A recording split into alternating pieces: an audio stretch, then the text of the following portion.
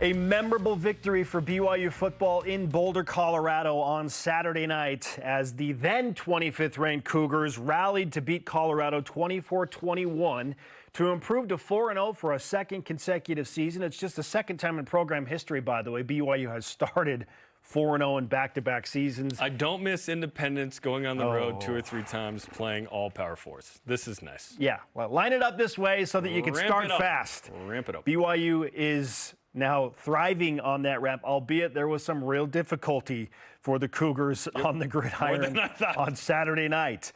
This is a loaded question here today, Jarom. What did you learn about BYU in that rally win against Colorado when they were down 14-0, 10 minutes into the game? Yeah, I thought BYU would win this by 10+, and frankly, if they don't give up 2 touchdown drives at the beginning, maybe they don't adjust in the way that helped them win the game, Spence, but I was surprised by that. So let's talk about some animals. We have Cougars, we have Buffaloes. Let's talk about a bear. Bear Bachmeier, his finest hour so far. We'll see many, many great games from Bear. This was his first kind of, I think, great game given what he did on the ground. 19 of 27 passing, 179, 2 touchdowns, no picks. 98 rushing yards. BYU had to have his legs in this game, and without him, they lose. They just do.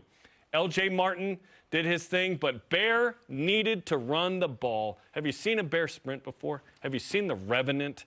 Bear Bachmeier. I saw it on Saturday night. Was incredible in this game because BYU went to Bear, they went to LJ, and they didn't really go to anybody else. Enoch Nawahine one other time. There were other rushers in the form of Parker Kingston and Cody Hagan, but I'm talking about running backs or a quarterback. He was spectacular. He managed the game well. He did all the things he's been doing. He didn't turn it over. He's scoring touchdowns. He's getting big 4th down conversions. He's making incredible throws in the red zone. He's keeping it simple. He's batting the ball back. I don't even know if that was on purpose to LJ Martin when the snap was a little high late to secure possession. That throw to Chase Roberts a moment ago on the fake slant kind of arrow whip route was incredible. Chase cooked the defender. This was Bear's finest moment, and we will see many more like it. Clearly, Aaron Roderick put an additional level of trust into his quarterback on Saturday night, and that, I believe, manifested itself more strongly on BYU's go-ahead touchdown on 4th down to go up 17-14 when he found Chase Roberts for a second time. I thought, okay, it was 4th and 3, I think, from the 6, or sorry, 3rd and 3 from the 6, and I thought they're probably going to run twice and try and get a first down and then just like work it in. Well, Aaron Roderick opts to pass on 3rd down. He gets batted down. And then he goes right back to the arm of Bear Bachmeier on 4th down. No field goal, not like to make it 14-13. They want to score a touchdown, and he put it on the right shoulder of his true freshman quarterback, who delivered on a fantastic route from Chase Roberts, a 4th down touchdown. It was so good the 2 defenders ran into each other. Yes. That's why Chase is wide open. And Chase cooked the other receivers I mentioned. So Chase was getting open. I love to see that. I taught Elders Corm yesterday. We were talking about receiving gifts, you know, from Patrick Kieran in the last conference, Elder Patrick Kieran. And I showed Chase as a receiver. I said, as a receiver, you got to get open. You got to be ready. There's all these principles we can learn from Chase. We busted out some all-22. It was awesome. Hey, however, I think the boys enjoyed it. However it works. But I loved the trust that his offensive coordinator put onto his shoulder in a critical scenario like that late in the game. Of course, you know, he knows Bear can run, and we saw that as evidenced by 98 rushing yards. Should have been over 100, but, you know, it takes a 5-yard loss late by necessity of the game. But, Jarom, I feel like we spent a lot of the offseason, once Bear Bachmeier was pacing to be the starting quarterback, kind of talking about just manage the game. Just, you know, don't turn it over. Give it to your other weapons around you. Don't turn it over. Be the game manager. Like, you don't have to go and win games. He had to go and win the game for BYU. He had to. He did it. Coupled with the defense. Now, people say defense wins championships. Unless they score, they do not. They just put you in position to win. And the defense did that. They worked together. You look at the numbers. 10 touchdowns, no giveaways. BYU Statsman says there's never been a BYU quarterback ever through the first 4 games to put up at least 10 touchdowns and not give it away. No giveaways. Are you kidding me? He's been spectacular. I know his numbers aren't jumping off the charts. 98 rushing yards does. But what he's doing is spectacular. Here is Kalani Sitake, LJ Martin, and Bear Bachmeier on the performance. Oh, he's a stud. Yeah, I mean, he can run, he can throw. We just, and he's a youngster. But this is great for his growth, his progress, and it's going to be really good for him to mature with this game. A lot easier when you come away with a victory. I would say it's Bears' legs. You know, like I feel like coming into the game, they really didn't respect him, and then, you know, as it kept on going on, he just kept on breaking big run after big run. And he really got us going, and he did a really good job. Sorry, I'm getting choked up, but that's just how I was raised. My dad, my mom, you know, my older siblings, and my younger brother just wouldn't get in between the lines. You know, you got to have that mentality that you got to go get that first down. You got to do whatever you got to do to win. So. The full context of the Bears soundbite there was that you asked him why he wasn't sliding, why he was kind of rolling forward. And that was brought about by Isaiah Glasgow saying, yes. Hey, you're making me worry. I need you to slide more. Well, he wants to get the first down. And Bears like, we got to get first downs to win the game. Frankly, if no one's going to be there to hit him, it's smart. You get 3 extra yards, Spence, because when you slide, it's from the back end of where you slide. So BYU needed every yard of those. They really did. There was a 3rd and 17 where he got 16 yards. Yeah. And he was money, man. Okay, one concern I do have is the high usage of Bear and LJ going forward. No Sione Moa, perhaps for the next little while. Let's read this quote from Kalani Sitake. This was to Greg Bell pregame. Greg tweeted, "An emergency happened from his injury in the East Carolina game," referring to Sione Moa. "We were able to take him to the hospital, get that work done." This is from pregame. "He'll be back this year. We'll see him in the next few weeks, how it's going to look. Glad that he's safe, glad that everything's okay, and that we also get him back this year." So first off, sounds serious. Glad that Sione's okay. And second, that it's going to be a few weeks. The high usage of Bear and LJ was required to win the game. They need someone else to be available in the run game. Otherwise, when you put them in, it's going to be predictably not going to them. And I don't want LJ or Bear to get too banged up. I mean, they took a timeout once because Bear was just gassed, right? And Bear's a bruiser. He's a big dude. He's wearing 47. We all know LJ too. Bruising guys. The toll on their bodies, I don't want it to be too much against West Virginia and Arizona, frankly, because once you play Utah, that's a physical defense. Texas Tech, physical defense. Iowa State, physical defense. TCU. That's going to be tough. So looking ahead, 4-0, great. What they did to win, great. You do what you have to do on that night. I do have concerns about high usage right now with those two, with Bear and LJ in the run game. Yeah, and again, Kalani said, we also get him back this year, but when is that? Right. When is the relief coming in the running back room with the depth that Sione Moa provides? And if it was an emergency, you're not throwing that guy in the game Friday. No, this isn't like, oh, yeah, he'll be good. He'll be good next week. It doesn't sound like that at all. Right. Like, and again, this is not official. We are speculating here, but it kind of feels like BYU is going to be without him for at least a month.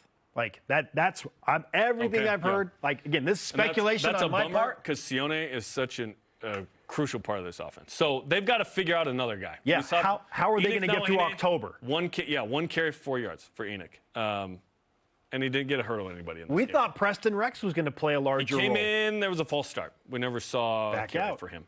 Are we concerned that only 5 guys are getting the ball on offense? Because it's Roberts, Parker, Kingston, it's Cody Hagan, the 3 receivers, then it's LJ, and it's Carson Ryan.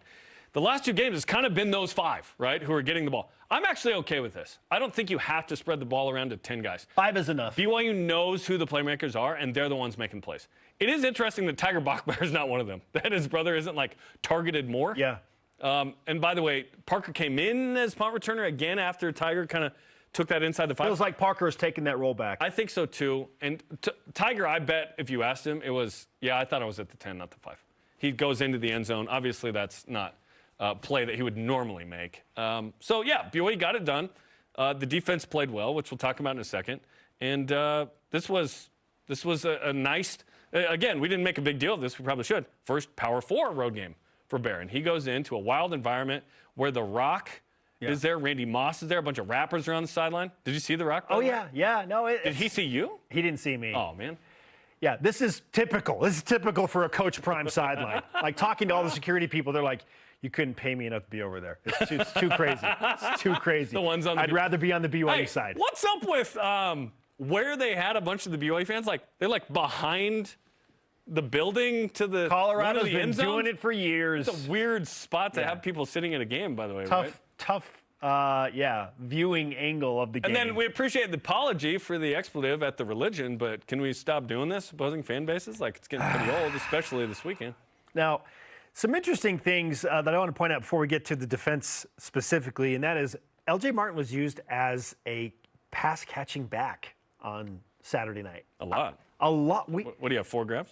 4 for 36, dude. I can't recall a time that he was used that heavily receiving. And this is probably also because Sione Moa is not available. Sione was the change of pace back that would catch the ball out of the backfield. So LJ has now kind of taken that role. And it adds to your concern potentially of usage rate.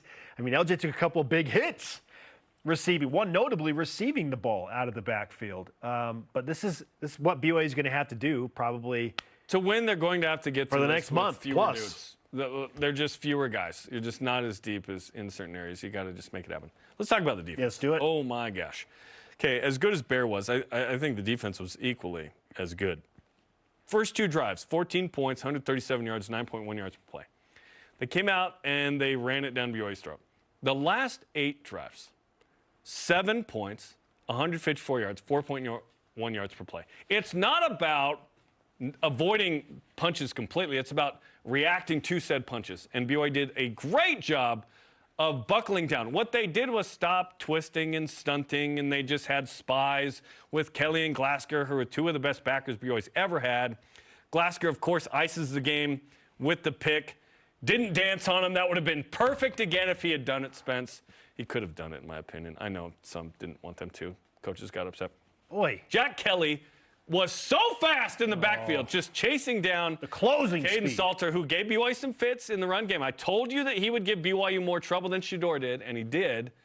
In the run game specifically, Evan Johnson, nice tackle there. But these 2 dudes, enjoy every snap with these guys, because when they're gone next year, we will feel the absence. The void will be very palpable. Enjoy this time with these guys. They are fantastic. BYU, this is what Jay Hill does. Like, I appreciate the emotions that are involved, both from my family and from fans, but the text messages that I was getting when BYU went down 14-0, like, is it time to panic? Like, can I panic now?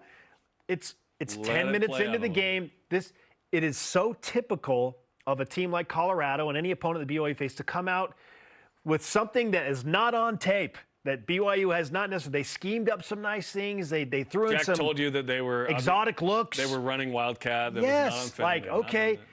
I just said, let Jay Hill and the defense adjust. They'll be okay. If BYU's still down by 14 plus late in the third quarter, then we can revisit this conversation. It's almost like when you're cooking your meal and in the middle of the boil, you're freaking out. You're like, well, hold on just a second. Let us cook the food first, then you can taste it, okay? We haven't even put it on a plate yet. I know. It's like, whoa, it had, for some people, vibes of Arizona State last year. Like, whoa, we're being overwhelmed. Or that was what, 21-0? Yes. If it had gotten to 21, that's a fair thing to ask.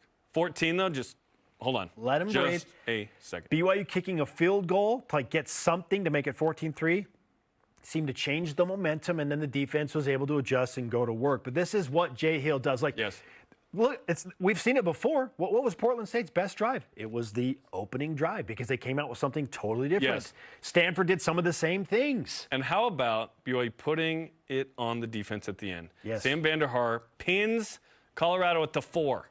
Unbelievable. He is way underrated, by the way. Sam's a really good punter. He's not the 65-yard bomb guy. He's the I will pin it inside the 10 guy, which is, frankly, more valuable. If you can do both, you're Ryan Rico. You're with the Bengals. But Sam, by the way, is like, it's taking a toll on my average, though. Like, K-Pop's like, hey, can you pin him deep? He's like, you're killing my average, dude. We're at the killing my average. We're at the 29, dude. We're at the 29. BYU punted at the 29. And they put it on their defense, and Isaiah Glasker did his thing, man. And Jack Kelly put the pressure on. That was fantastic. Following the win, BYU moves up 2 spots, number 23 in the AP poll. Where would you put BYU? Right there. I think that's Agreed. a totally fair ranking. What would the argument be that BYU needs to be like considerably higher, or like they don't deserve to be in? I mean, if BYU's 6-0 and they beat Utah and then they beat Texas Tech, they're 8-0. Spence, they should be in the top 10 at that point. Yeah, because you would have an accumulation of wins, and the Texas Tech would be your first ranked win. We'll see what Utah is at the time, but yeah, I think that's fair. Yeah. Illinois beat USC, the ranked win on the road. They should be above. Notre Dame, I guess, when you have the 4 horsemen and touchdown Jesus, you just get a certain street cred that exists. But, yeah, that's fine. 4-0 right there. 23 feels appropriate. Yeah. Okay. The now new weekly segment that we have going on BYU Sports Nation featuring some AP voters where we award 2 specifically, the Blue Goggle Voter of the Week Award and our Didn't Watch the Games Voter of the Week. Yeah, little P&V. Let's start with the Blue Goggle Voter of the Week, Jarom. Our guy Stephen Means from Cleveland.com. You just put a cityname.com. That's the website. He's got a vote. It's not even it's paper, I assume, right? He's got BYU at number 12. What? Number 12? Goggle, then we wouldn't even do Stephen, what? Wow. Number 12. Okay. He's like, Jake Fritzloff and the Cougars continue to win. And our Didn't Watch the Game Voter of the Week. This is Andy Yamashita from the Seattle Times. Shout out Seattle. Go Mariners. BYU unranked. What? Why? What? Why wouldn't they be Just ranked? why? Georgia ranked at number 8. Alabama 14 despite Bama winning at Georgia. Bama just beat Georgia. Florida State at 11 despite losing to Virginia. He didn't rank Virginia. And he has Texas Tech lowest of all the voters at 19. So, Andy, watch the games. I just want to know why. Look up some scores. Why? Where is the logic in putting Florida State at number 11? Yeah, there isn't. That's why you won this award. And not ranking Virginia. We should mail out like 90s printer, like on the sides, like certificates. Like, congratulations, BYU Sports Nation didn't watch. You didn't watch the games. Voter of the week. Dude, the AP voter slander is so high now. But it's like accountability. You got to be held accountable. Be accountable. Holy cow. Give one of us a vote already.